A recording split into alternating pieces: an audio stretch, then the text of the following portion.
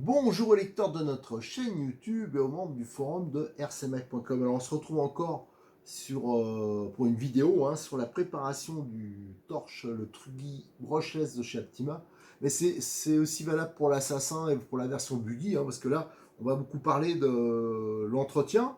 La première vidéo c'était ça, c'était surtout l'entretien et on allait préparer au niveau des différentiels et au niveau des amortisseurs. Et en fin de compte, sur la vidéo d'avant, c'est parti sur un tuto modification de la suspension, parce que je rappelle, c'est le petit défaut qu'a la voiture, enfin le petit défaut qui est gênant quand même quand on roule sur une piste qui est un peu défoncée ou fait des sauts, c'est qu'il n'y a pas assez de débattement. Et en fin de compte, c'est un problème de conception, heureusement qui est rectifiable assez facilement, c'est qu'ils ont mal réparti en fin de compte le débattement haut et bas, enfin par rapport au montage sur le châssis, je veux dire, et la position des amortisseurs. Il y avait trop de débattement vers le haut, pas assez vers le bas, donc une garde au sol qui est d'origine limite ridicule un peu quand même pour une voiture de cette catégorie-là. Alors là, l'idée, donc je rappelle, je fais un petit résumé de la vidéo précédente, c'est que mon idée, c'était de faire une modification qui ne coûte rien, qu'on fait avec ce qu'on a, ou alors qui ne coûte pas grand-chose. En tout cas, il n'est pas question de changer les amortisseurs, pas de question de faire de grosses modifs. Et la difficulté, là, j'ai passé pas mal de temps, j'ai fait pas mal de petits supports prototypes.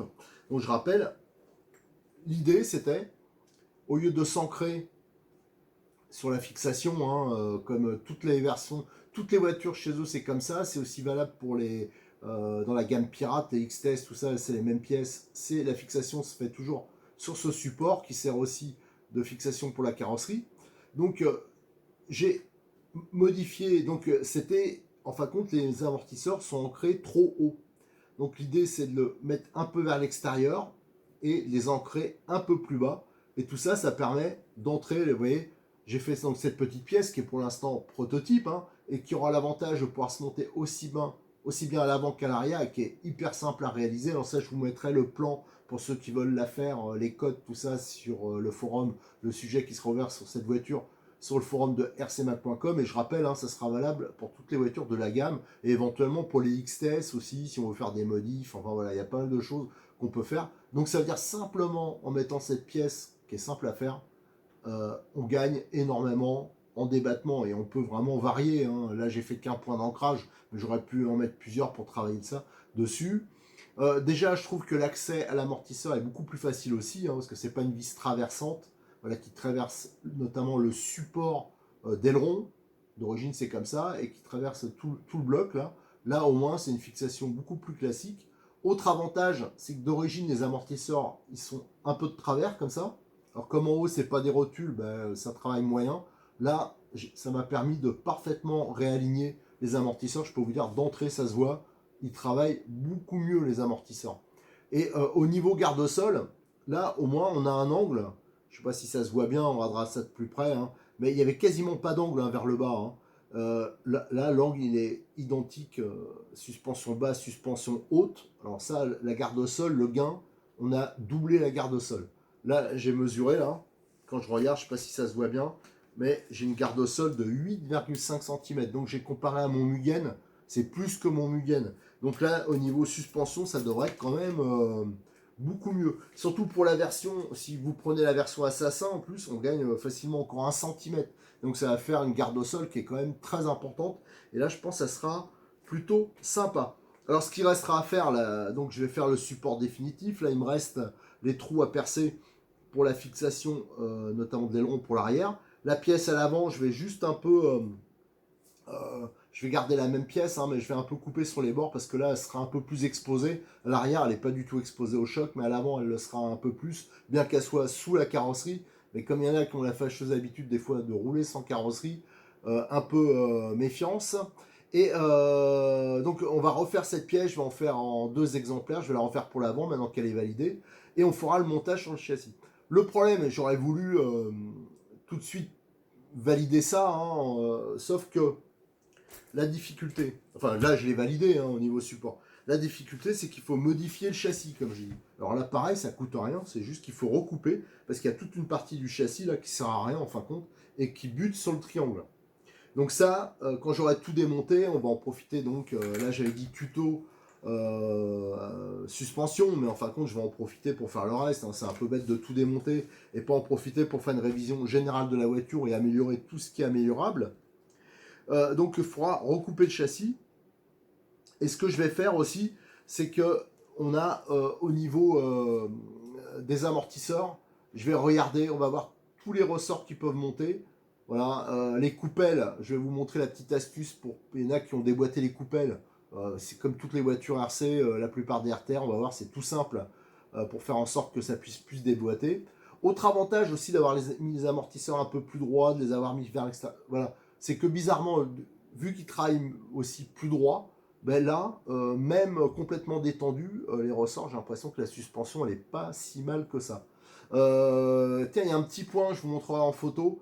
Ça, on verra ça de plus près, mais en fin de compte, j'ai remarqué au niveau des fusées, alors la voiture, j'ai dit, hein, c'est vraiment très solide, je trouve, mais par contre, au niveau des fusées, ici, j'avais demandé à Cyril de Modix 34, hein, qui a vraiment beaucoup de pièces en stock, j'ai dit, qu'est-ce que tu vends? En fin de compte, par exemple, des triangles arrière, je crois qu'il n'en a jamais vendu. Des cellules, il n'en vend jamais, il m'a dit. Ce qu'il vend, c'est des fois support carrosserie, hein, un peu comme le XTS. Il a vendu, qu'est-ce qu'il m'a dit? Il a vendu quelques diffs, mais ça, c'est plus des gens qui ont une version 4S, qui veulent passer la couronne métal, voilà, des choses comme ça. Et il a vendu, qu'est-ce qu'il m'a dit? Cardan, quasiment pas, donc il doit pas avoir de problème. Ah oui, des triangles supérieurs. Voilà. Ça, il m'a dit de temps en temps, on nous commande des triangles supérieurs. Donc ça doit être une pièce peut-être qui fait un peu fusible, comme elle est un peu fine. Alors à voir, ça, il faudra que je m'en prenne une paire d'avance. Mais le reste, franchement, il vend pas grand-chose pour cette voiture en pièces. Hein. C'est pas un truc où apparemment il y a un gros problème de fiabilité. Donc ça, c'est déjà plutôt pas mal. Ah oui, si, mais c'est ça que je voulais vous dire. Je pars vraiment. Non, mais je pars la boule, voilà, c'est ça. Les fusées, voilà, c'est ça. Il me dit, ah, mais de temps en temps, je vends des fusées. Alors, c'est des blocs, hein. L'avantage, c'est que c'est pas cher du tout. C'est vendu avec l'étrier, la fusée, les roulements. Et alors, je me dis, mais c'est bizarre, ça a l'air balèze, je vois pas. Et en fin de compte, vous avez, ici, c'est le train arrière, vous avez une grosse biellette, là, énorme, qui sert à régler le pincement. D'ailleurs, ça, faudra peut-être bosser un peu dessus aussi, parce qu'il y a une petite variation, enfin même une variation certaine, même, du pincement quand on appuie sur les suspensions, quand on fait jouer les suspensions. Alors ça, on va voir si en modifiant l'ancrage de la biellette, là, en le mettant plus ou moins haut, on peut l'éliminer. Alors ça, c'est tout à fait classique hein, sur ce genre de montage. Mais vous avez ici, vous le verrez mieux en photo, hein, j'ai fait une photo sur le forum de RC1 que je la mettrai, c'est en tout en rouge. C'est une vis de 4, et quand il visse, ça je pense c'est en usine, là ça s'est fendu, et je pense que c'était d'origine. J'ai regardé des vieilles photos que j'avais fait il y a un an, enfin des vieilles photos, quand j'ai eu la voiture, j'ai vu que c'était déjà fendu d'origine. Et donc ça on verra, à mon avis c'est qu'il faut pas, si vous changez les fusées, il faut pas refaire le filetage dedans, à mon avis il faut mieux percer à 4 et mettre un e-stop de côté avec des rondelles de chaque côté, et là je pense que ça ne se fendra plus. Voilà. Allez, maintenant ce qu'on va faire, on va continuer à décortiquer la voiture pour pouvoir accéder au châssis, pouvoir faire la modif. Allez, on s'y attaque tout de suite. J'ai un peu avancé hein, dans le démontage, hein, donc j'ai démonté le train arrière, j'ai démonté le bloc avec l'énorme variateur, mais ça c'est les stylos B-Wing, les 150 ampères, ça c'est fiable, c'est balèze, avec son support là qui sert de raidisseur à l'arrière. Hein. Donc ça c'est efficace hein, parce que le châssis est pas très épais, mais avec ça, pour que ça plie, je peux vous dire que c'est assez lourd. Hein. J'ai mesuré, ça pèse 130 grammes l'ensemble, donc ça c'est plutôt du mastoc. D'ailleurs j'ai quelques idées à ce niveau-là. Donc ça se démonte, il y a une vis là, donc ça se démonte très vite, ça c'est plutôt pas mal. J'ai démonté donc le train avant, donc avec son pare-choc, hein, je rappelle c'est le même que le XTS. Bon l'avantage c'est des pièces pas trop chères. Le sabot avant que je remettrai pas sûrement parce qu'il est trop épais et en plus j'aimerais bien gagner un peu de poids.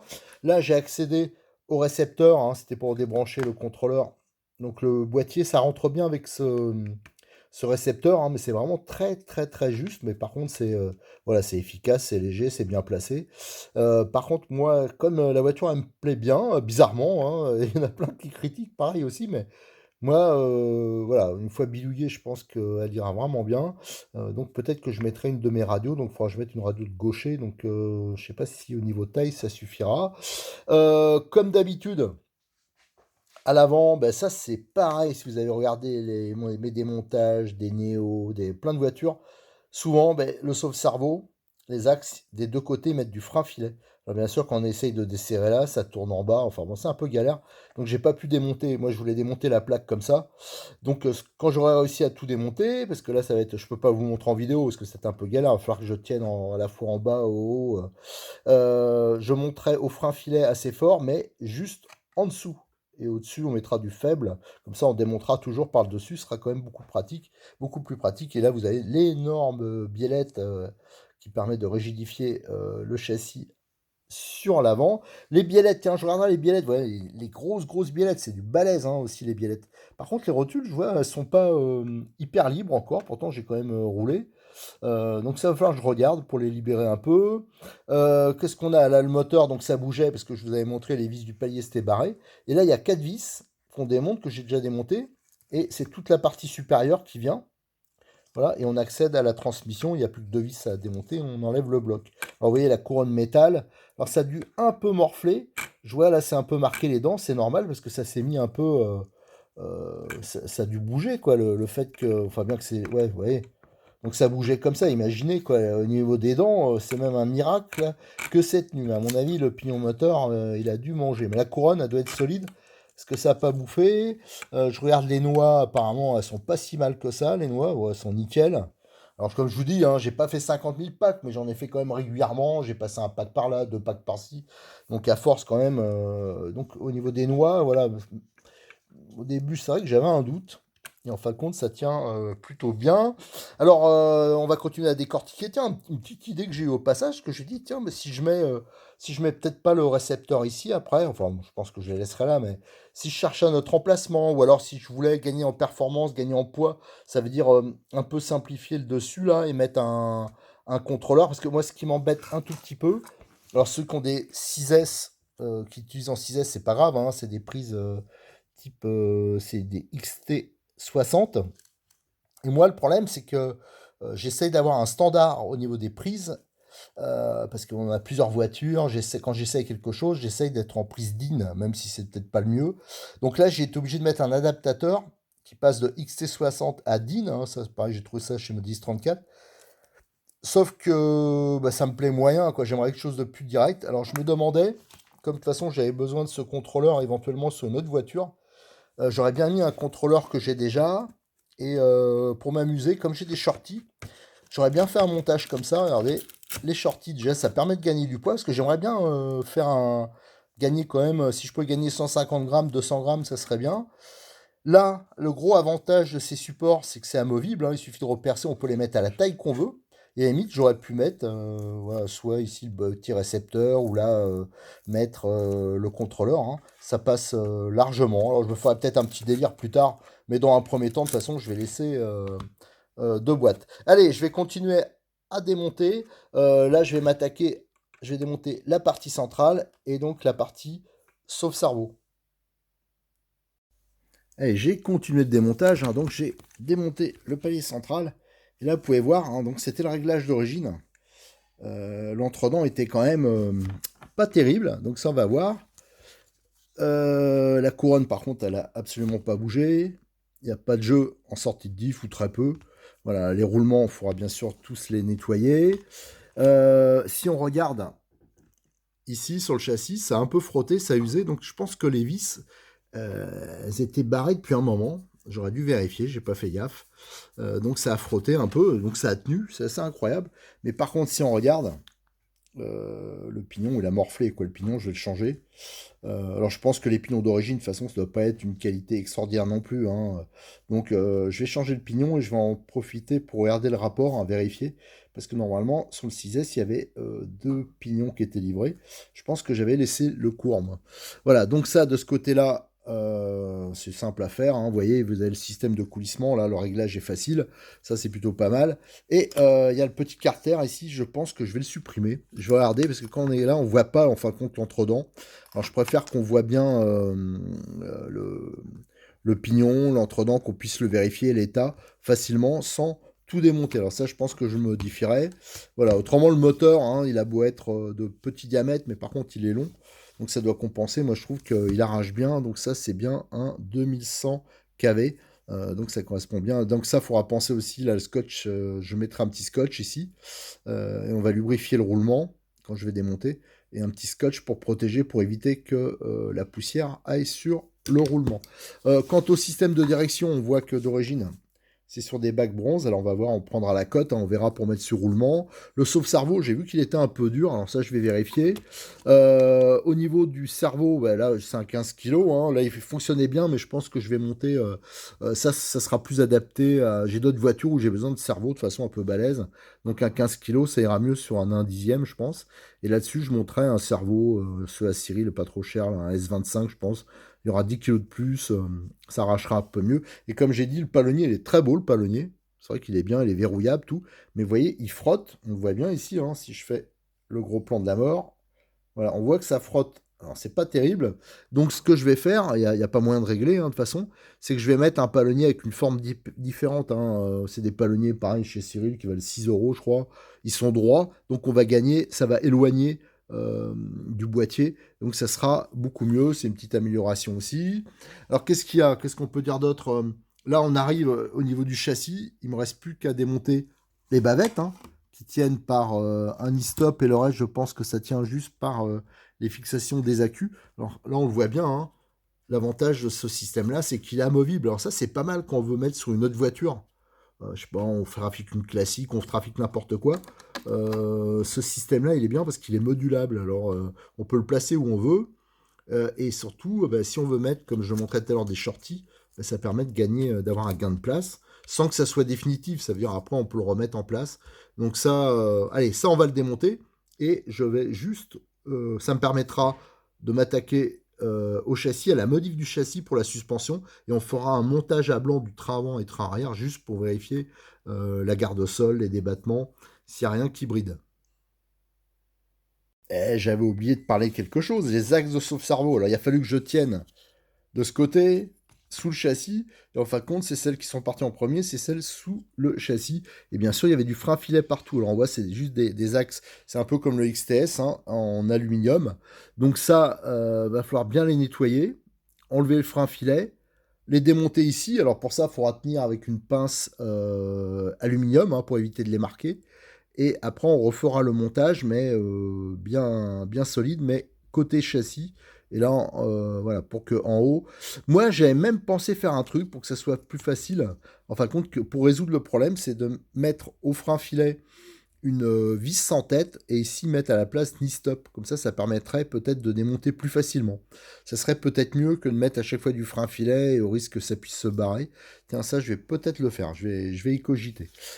Allez, ce coup-là, je continue à démonter le reste du châssis. Alors, ce coup-là, tout est démonté. Alors, je vais vous montrer. Alors, ici, on a les bavettes. C'est dans une sorte de Lexandre noir, plastique noir. Donc, l'avantage, c'est que c'est ultra light. Elles sont assez hautes. Donc, elles doivent bien protéger quand même. Alors, par contre, au niveau solidité, mais je pense pas que c'est très exposé parce que moi, elles sont nickel, hein. Donc, elles n'ont pas souffert. Donc, les deux bavettes. Et là, on a les blocs. Vous voyez comment c'est conçu, c'est pas mal, je trouve. Il y a la sangle, et là vous avez des pions de centrage, hein, pour bien les placer à chaque fois. Alors par contre, il y a des droites-gauches, hein, on voit son pas. Alors j'espère que je vais tomber sur les mêmes. Bien sûr, quand je veux montrer, c'est pas bon. Voilà. Là, on le voit bien. À chaque fois, le pion, il n'est pas du même côté, donc il y en a deux sortes. Mais ça, l'avantage, c'est qu'on peut le moduler. On le fixe à l'endroit où on veut. Et ça permet vraiment de changer la place de la queue, de répartir droite-gauche, enfin droite-gauche, plus en avant ou plus en arrière. Donc ça, c'est plutôt pas mal. Allez, maintenant, ce qu'on va faire, hop, tout ça, je vais aller nettoyer le châssis. En fin de compte, au-dessus, là, je l'avais, la dernière fois que j'ai roulé, en fin de compte, ça l'a pas trop pourri. Et en dessous, ouais, bon, il y a des rayures, tout ça, mais c'est comme j'avais mis les protections, ça reste quand même correct, surtout quand on sait qu'il n'y a pas trop de garde au sol. Alors, à savoir, ici, il y a un renfoncement, hein, au niveau de la couronne. Donc c'est sûr que là, c'est quand même pas trop mal protégé. Et vous avez ces grosses nervures, hein, qui permettent de rigidifier le châssis, parce que d'origine, il n'est pas hyper épais, il est plié sur le côté, pareil pour rigidifier. C'est du 3 millimètres. Voilà. Alors nous, ce qu'on va faire, voilà, maintenant on va pouvoir, je vais les nettoyer, on va pouvoir modifier. Moi, ce que je vais faire, si on regarde une cellule, si on regarde une cellule, voilà, je l'ai là. Alors, j'ai bien sûr, je pense que j'ai pas un mètre à côté, ça je m'en doutais, comme d'habitude. Il n'y a jamais ce qu'il faut.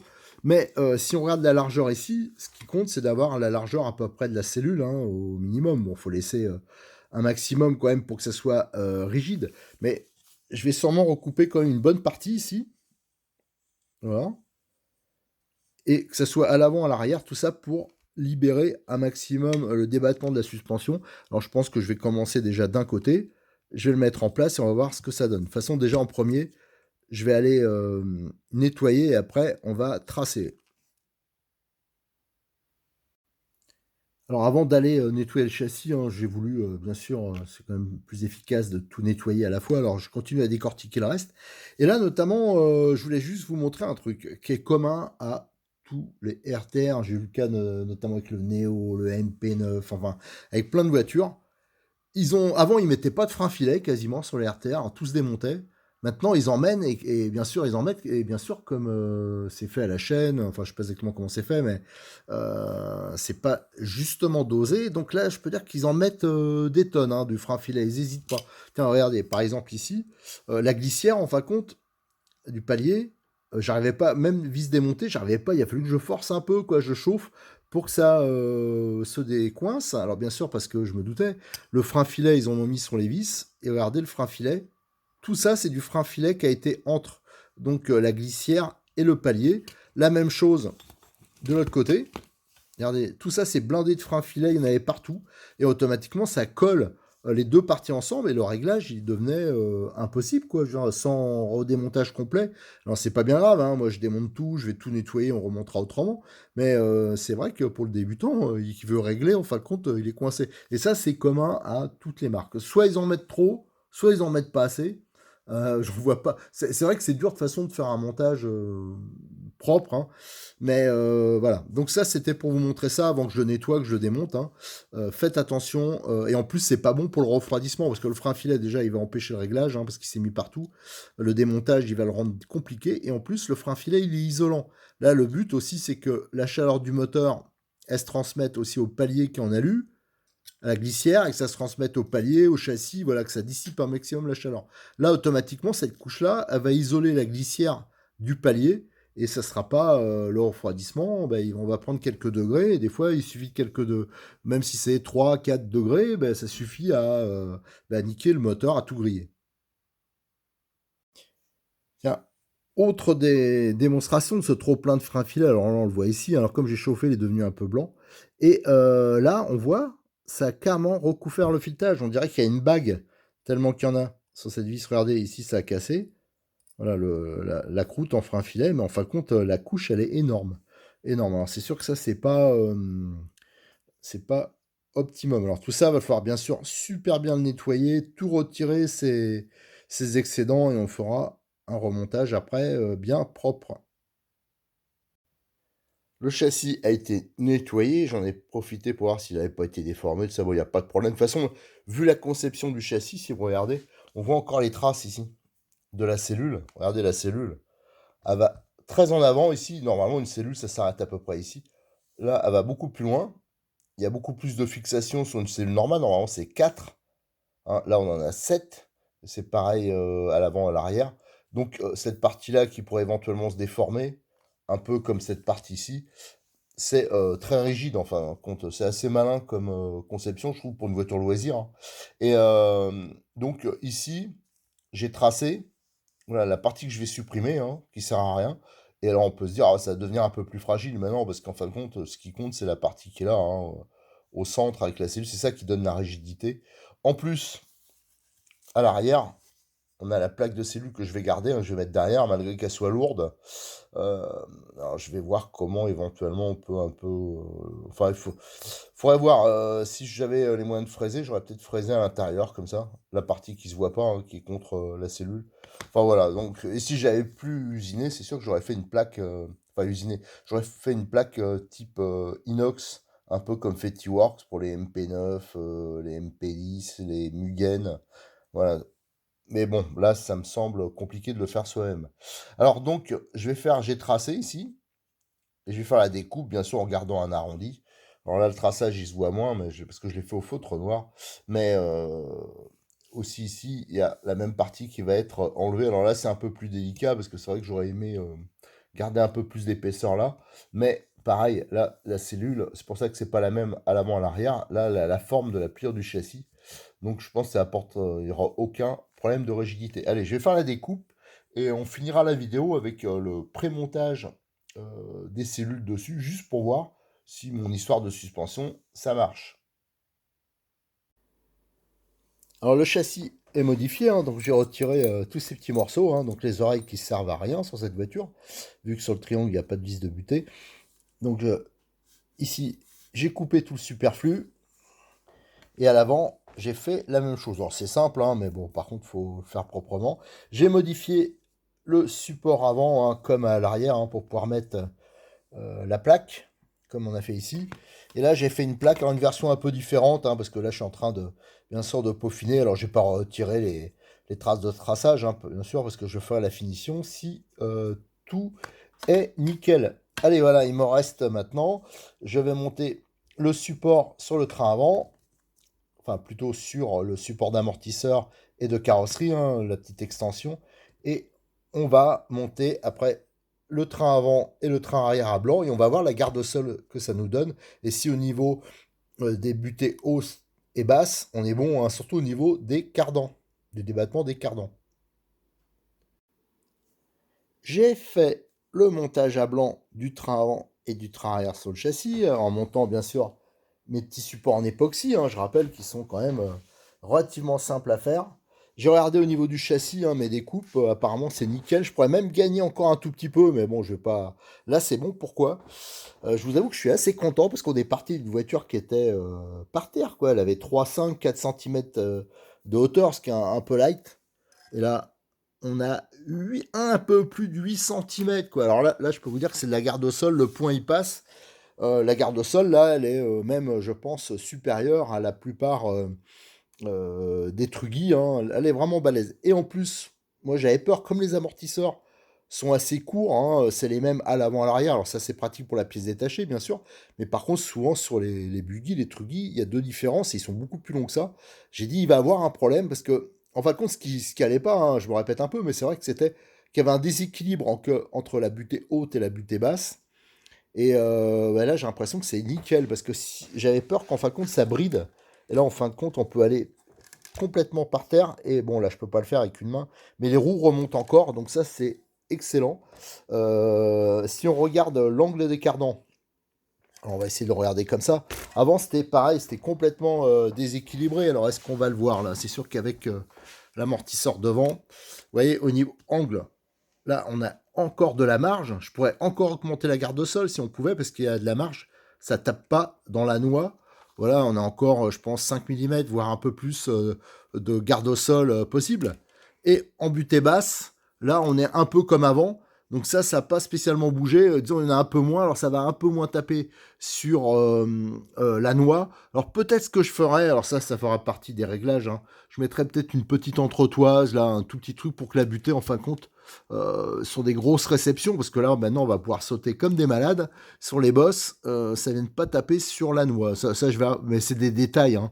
Ça, maintenant, j'ai trouvé le principe, donc je peux vous dire que la voiture, là, je suis vraiment content. Alors, par contre, la grosse interrogation, comment des gars ont pu valider cette voiture avec le réglage qu'il y avait, quoi. Je veux dire, c'est pas que la voiture, du coup, elle marche pas, mais c'est quand même bridé en suspension, surtout, c'est déséquilibré. Comment le gars, il s'est pas dit... Alors, est-ce qu'ils ont voulu juste reprendre...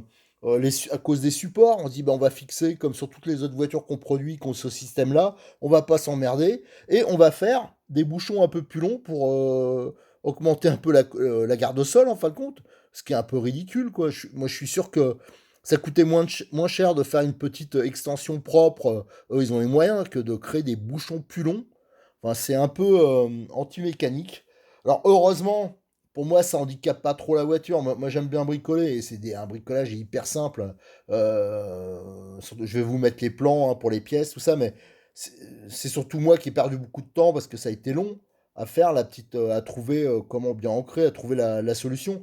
Mais elle est quand même hyper simple, la solution. Franchement, moi, ça me laisse halluciner que des gars, ils puissent, à la conception des voitures, pas chercher plus loin, quoi. Je veux dire, ah bah, tiens, bon, hop, ça va à peu près, hop, c'est bon, quoi.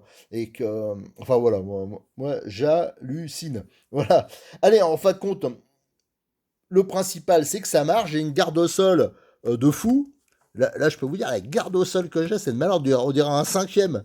Et encore, je pourrais faire, si on prend, attendez, là, je l'ai là, hop, hop, hop, je vais le chercher, c'est un peu plus loin. Tac, tac, tac. Parce que ce qui est bien avec cette voiture, c'est qu'on peut la transformer comme on veut, hein. On peut la transformer en Monster, voilà, avec les roues du Monster de la version Assassin. Alors là, la garde au sol, on doit approcher les 9 cm.